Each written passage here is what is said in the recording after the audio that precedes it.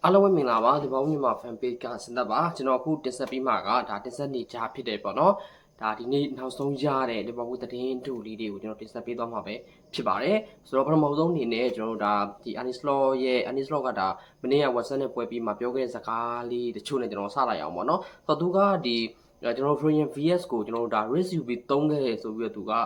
တရင်ကရှင်းလင်းပွဲမှာဒါပြန်ပြီးပြေချထားတာမျိုးရှိရပါတော့အထူးသဖြင့် Royal VS ကကျွန်တော်တို့ဒီဟိုပါပေါ့ဟာသူ့ရဲ့ဒ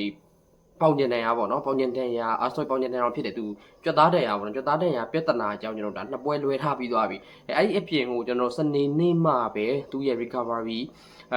အစီအစဉ်တွေကပြီးဆုံးခဲ့တာပေါ့နော်ဆိုတော့ကျွန်တော်တို့အားလုံးကလည်းဒီ Free VS ကို WhatsApp နဲ့ပွဲမှာလူမျိုးကြီးဒါပွဲထွက်လူစင်ကနေပြီးတော့ဒေကြီးပါလာမယ်လို့ကျွန်တော်မမျှော်လင့်ထားဘူးပေါ့နော်အများဆုံးမှကျွန်တော်အရန်ကုန်မှာပါမယ်ဒါဒီပွဲပြီးကန်ဒီပေါ့နော်မိနစ်80နောက်ပိုင်းဒါမှမဟုတ်80ပတ်ချတယ်လောက်မှပဲ Free VS ကိုသုံးမယ်ဆိုပြီးကျွန်တော်တို့လည်းမျှော်လင့်ထားကြတာဒါပေမဲ့ Anislot ကကျွန်တော် Free VS ကို WhatsApp နဲ့ပွဲဒီ starter ပေါ့နော် line starter ပထက်လူစင်းမှနေထည့်ပြီးတော့သုံးလာတာကိုတွေ့ရတယ်ပေါ့နော်ဒီဟာနဲ့ပတ်သက်ပြီးတော့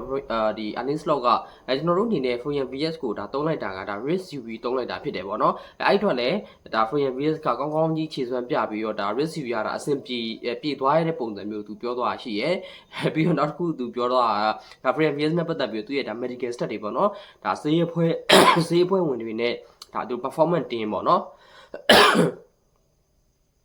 performance တင်အဖွဲ့ကဒီသူ့ရဲ့နီးပြအဖွဲ့ဝင်တွေကနေပြီးတော့ဒါ Free VS နဲ့ပတ်သက်ပြီးတော့သူဒါမင်းလဲဖို့လိုနေပြီဆိုပြီးတော့သူအမြဲတမ်းတောက်လျှောက်ဘေးကနေပြီးတော့သူတတိပေးတာမျိုးတွေရှိရပေါ့နော်ဆိုတော့သူကလည်းဒါ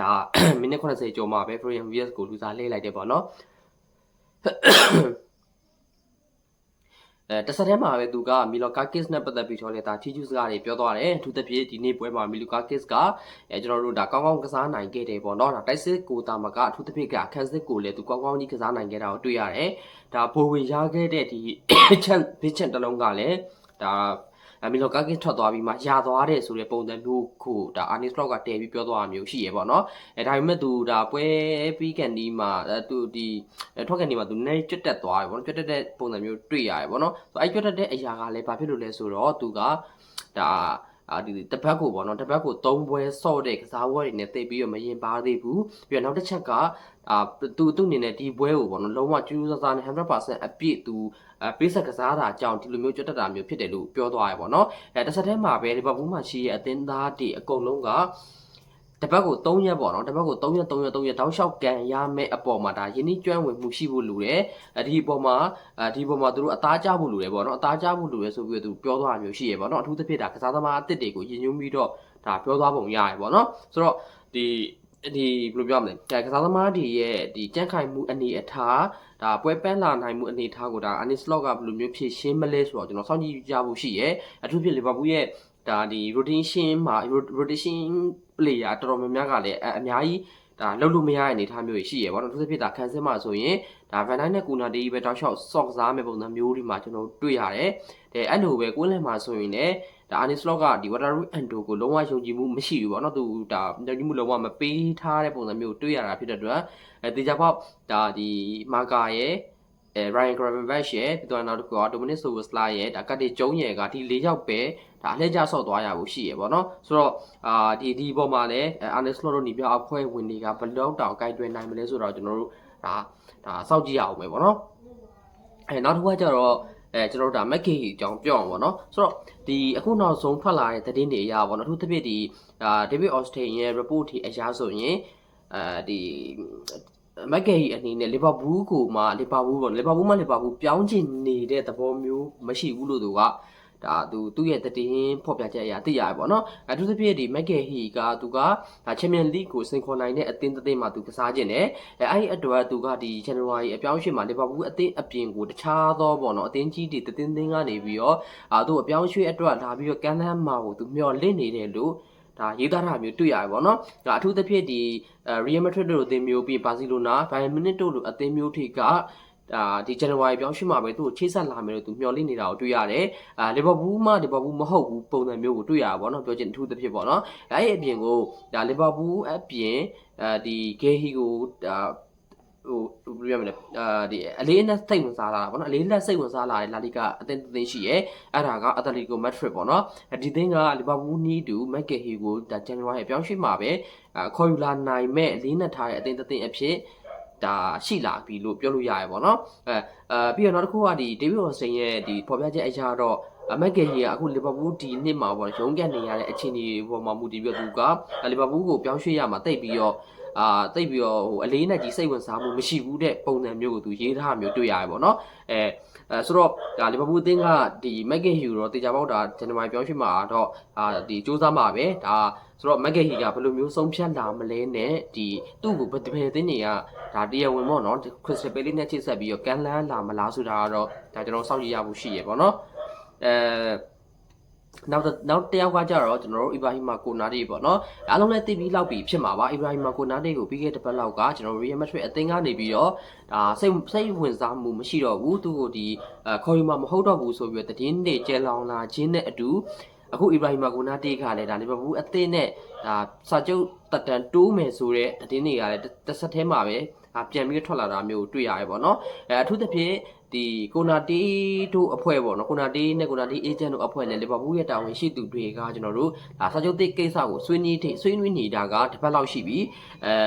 ကိုနာတီတို့လည်းစိတ်ဝင်စားနိုင်လောက်မဲ့ကိုနာတီတို့လည်းလက်ခံနိုင်လောက်မဲ့စာချုပ်သစ်ကိုသူတို့ကကန့်လန့်ထားတယ်လို့တော့ဒ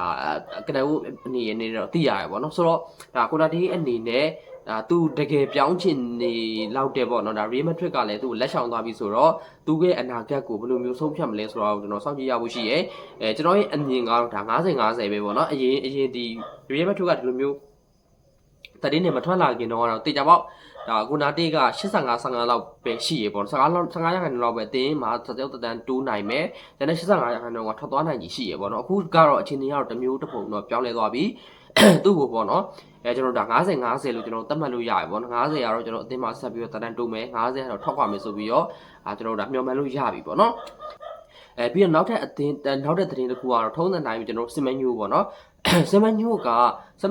ုပေါ့နော်ကျွန်တော်စိတ်ဝင်စားနေတဲ့အသင်းတွေကအများကြီးရှိတယ်ဒီပေါ့ဘူးအပါဝင်ပေါ့နော်အထူးသဖြင့်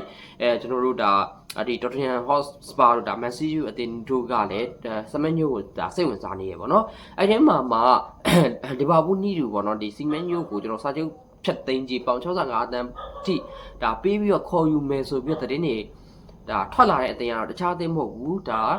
မန်စီးတီးပဲပေါ့နော်မန်ချက်စတာစီးတီးပေါ့နော်မန်ချက်စတာစီးတီးကအထူးသဖြင့်သူ့ရဲ့ညာတောင်ပံမှာဒါဒီဆာဗီညိုပေါ့နော်ဆာဗီညိုကိုတိတ်ပြီးတော့ဒါအားမရတာလည်းတကြောင်ပေါ့နော်ပြီးတော့နောက်တစ်ခုကဒီကွန်းလေဒီ attacking midfielder ဖြစ်တဲ့ကျွန်တော်တို့ဒါဒီဘယ်လိုပြောမလဲ Ryan Cherky တို့ကထွက်ကစားနေရတဲ့အပေါ်ကိုသူတို့ကတိတ်ပြီးတော့မပျော်ရွှင်ဘူးပေါ့နော်ပြောချင်တာကညာသူ့ရဲ့အသေးရဲ့ညာတောင်ပံကိုလုံးဝဒါဝင်ကစစ်တယောက်ကိုသူကအစားထိုးမယ်ဆိုပြီးတော့သတင်းတွေနဲ့အတူဒါ Manchester City ကလည်းကျွန်တော်တို့ဒါဘယ်လိုပြောမလဲManchester City ကလည်းဒီစမညိုကိုခေါ်ယူမဲ့အသင်းတွေထဲမှာရေပန်းစားရဲ့အသင်းအနေနဲ့ပါဝင်လာခဲ့ပြီဖြစ်တယ်ပေါ့နော်ဆိုတော့ဒါဟာဒီဘုံမောက်နီပြဘုံမောက်နီပြဒီအိုရာကလည်းပြောထားရရှိရပါတော့ဒါပါလဲဆိုတော့အခုချိန်မှာကတော့ဒါကျွန်တော်ဒီစမညိုကသူတို့အသင်းရဲ့ကစားသမားပဲဖြစ်တယ်သူတို့အသင်းနဲ့ဒါဇန်နဝါရီကိုမရောက်မချစ်သူတို့ကဘာမှစိုးရိမ်စရာမရှိဘူးဆိုပြီးတော့သူပြောထားမျိုးရှိပါတော့ပြောချင်တဲ့သဘောကစမညိုရဲ့အပြောင်းရွှေ့ကလည်းဖြစ်နိုင်တဲ့အနေအထားတစ်ခုမှရှိရပေါ့နော်ဆိုတော့ဒါကကျွန်တော်တို့ဒါစောင့်ကြည့်ရမယ်အထူးသဖြင့်ဒါလီဗာပူးရဲ့ဒီနှစ်ပေါ့နော်ဒီနှစ် transfer policy ဒီနှစ်ဆိုတာထားကိုဒီ January transfer policy အနေနဲ့ဒါသတင်းတွေထွက်လာတာကသူတို့ရဲ့ဒါ strategy ကနှစ်နေရာအဖြစ်မဲ့တနေရာတော့ထုံးတဲ့တိုင်းပဲဒါဘူခန်းစစ်နေရာနဲ့ဒီ attacking player ပေါ့နော်သူတို့ဒါအားဖြစ်မယ်ဆိုပြီးတော့သတင်းတွေထွက်နေရပေါ့နော်အထူးသဖြင့်ဒါစမန်ညိုနဲ့မိုက်ကယ်ဟီကသတင်းတွေကြီးနေတယ်ဒါကြီးလဲကြီးချင်းစရာအကြောင်းပြချက်တွေလီဗာပူးမှာရှိနေတယ်ပေါ့နော်အဲ့ဒါဘာလဲဆိုတော့မိုက်ကယ်ဟီကတော့ပြောနေစရာမလိုဘူးလီဗာပူးနောက်တန်းရဲ့အင်အားနည်းနေတဲ့ဒီအရာကိုအားဖြည့်ပေးနိုင်မဲ့သူပေါ့နော်ပြီးတော့ဒီစမန်ညိုနဲ့သတင်းတွေကြီးနေရတဲ့အကြောင်းရင်းကလည်းဒါအကြောင်းရင်းခိုင်လို့ရှိရအဲ့ဒါဘာလဲဆိုတော့ကျွန်တော်ဒါမိုဟမက်ဆာလာကတေချာပေါက်သူ့ရဲ့ဒီအနာဂတ်ကဒီနှစ်တရားဒီလောက်ပဲဒါရှိမယ်လို့လည်းဒါမျှော်မှန်းလို့ရသလိုဒီအာဖရိကဖလားပွဲသွားတဲ့အခါကျရင်လည်းဒီမိုမက်ဆာလာကလီဗာပူးရဲ့အပွဲတွေမှာလွဲမှာပြီးတော့နောက်ထပ်အရေးအကြီးဆုံးတစ်ချက်ကဘာလဲဆိုတော့ဒါ FG ကကျွန်တော်တို့ဒါဒီနေ့နွေရာသီမှာဘဲတောင်မန်ပေါ့နော်ဘဲတောင်မန်ကိုလုံးဝဒါ အင်အားဖြစ်တင်ခဲ့ခြင်းမရှိဘူးပေါ့နော်ဆိုတော့ဒီနေရာမှာအကူမှုဟာကိုသူတို့ယဉ်ကျေးမှုပေးပြီးတော့စောက်မယ်လို့သူတို့ကဆုံးဖြတ်ခဲ့တယ်ဒါပေမဲ့ဒီ16နှစ်သား18နှစ်သားကလေးတယောက်ကအခုချိန်မှာအများကြီးလုပ်ပြနိုင်ခြင်းမရှိဘူးဆိုတော့တိလိုက်ရတဲ့အချိန်မှာဒီနေရာကိုသူတို့ကဒါခက်မြန်မြန်ပဲပြန်ပြီးတော့ဒါအားဖြည့်လာနိုင်မယ်လို့ကျွန်တော်မျှော်လင့်ရတယ်ပေါ့နော်ဒါစင်မန်ညိုဆိုရင်ကျွန်တော်ဘယ်ချမ်းမှာလည်းတုံးလို့ရတယ်လို့ညာချမ်းမှာလည်းတုံးလို့ရတယ်သူ့ရဲ့တိုက်ကဒါတိုးဝါရုံဝါကောင်းကောင်းနဲ့ဒါ energy ပြည့် aggressive ကစားနိုင်တဲ့ကစားသမားပုံစံဖြစ်တာကြောင့်ဒီဘက်ဘူးမှာလိုအပ်နေတဲ့ဒီfacility တစ်ခုပေါ့နော်ဒါဖြစ်လိုက်သလိုဖြစ်သွားမယ်လို့လည်းမျှော်လင့်ရတယ်ပေါ့နော်ဆိုတော့ဒါစင်မန်ညိုကိုလီဗာပူးကပဲခေါ်သွားမလားဒါမှမဟုတ်ရှင်ဒီအခုသတင်းတွေထပ်ပေါ်ထွက်လာတဲ့ Manchester City ကပဲဒါခေါ်သွားမလားဆိုတော့တော်တော်စိတ်ဝင်စားဖို့ကောင်းနေရပေါ့နော်နောက်တစ်ခုကကျတော့ကျွန်တော် Harvey Elliott ရဲ့အကြောင်းကိုပြောအောင်ဒီပြီးခဲ့တဲ့ဒီသတင်းတွေမှာကျွန်တော် Harvey Elliott ရဲ့အကြောင်းပြောခဲ့ပါတယ်ပေါ့နော်ဆိုတော့ Harvey Elliott ကအခုဆိုရင်ဒီကျွန်တော်တို့ဒီEverton ဖြစ်တဲ့ဒီAston Villa အသင်းမှာသူတော်တော်ကိုရုန်းကန်နေရတာရုန်းကန်နေရတာဆိုတာထက်ကိုသူကပွဲကစားခြင်းမရတာလို့ပြောလို့ရတယ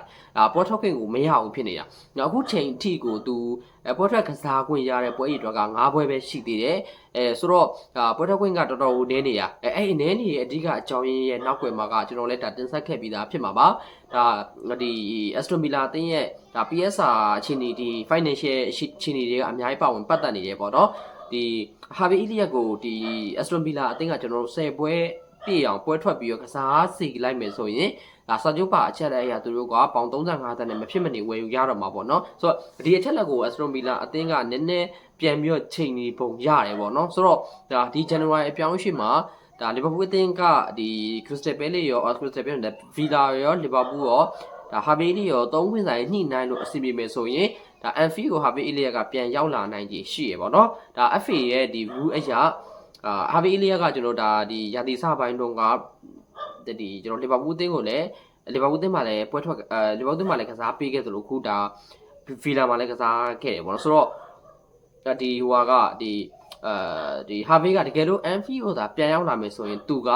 နောက်ထပ်ဒီအင်္ဂလန်အသင်းတွေကိုထပ်ပြီးတော့တွားပြီးရောင်းပြီးသက်ပဲဖြစ်ဖြစ်အငှားပဲဖြစ်ထွက်ပြီးတော့ကစားလို့ကမရတော့ဘူးပေါ့နော်။ဘာကြောင့်လဲဆိုတော့ FA ရဲ့ rule အရာတရားဒီအဲမှာဒီအင်္ဂလန်ပြည်တွင်းကလပ်2သင်းထပ်ပို့ပြီးတော့ကစားလို့မရဘူးဆိုတော့ rule ရှိရဲဆိုတော့တကယ်တော့ Anfield ကပြန်ရောက်လာမယ်ဆိုရင်တော့တေချာပေါ့ဒါ Harvey Elliott ကကျွန်တော်တို့ဒါနိုင်ငံခြားထွက်ပြီးတော့ဆော့မဆော့ရင်ဒီလီဗာပူးမှာပဲဆော့ရဖို့ညားတယ်ပေါ့နော်ဆိုတော့လက်ရှိအနေနဲ့ကလည်းဒါနိုင်ငံခြားဒီအင်္ဂလန်ပြည်မှာကလပ်တွေအနေနဲ့ကျွန်တော်တို့ဒါ RB Leipzig ကလည်းဂျာမန်ကလပ်ပေါ့နော်သူအလေးနဲ့ထားစိတ်ဝင်စားနေရလို့သတင်းတွေရသိရတယ်ပေါ့နော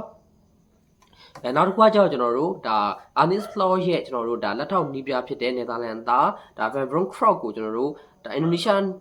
ဒီအဖွဲ့ချုပ်ကပေါ့နော်အဖွဲ့ချုပ်ကဒါဒီခေါ်ယူမယ်ဆိုပြီးတော့ချိတ်ဆက်နေရမျိုးရှိရဆိုပြီးသတင်းတွေပြီးခဲ့တဲ့ရက်ပိုင်းကထွက်လာရပေါ့နော်ဒီအရာကိုကျွန်တော်တို့ဒါသူတို့ dash ပေါ့နော်နယ်သာလန်ပြည်တွင်းမီဒီယာတချို့ကပြန်ပြီးဖော်ပြလာတာကခုချိန်ထိတော့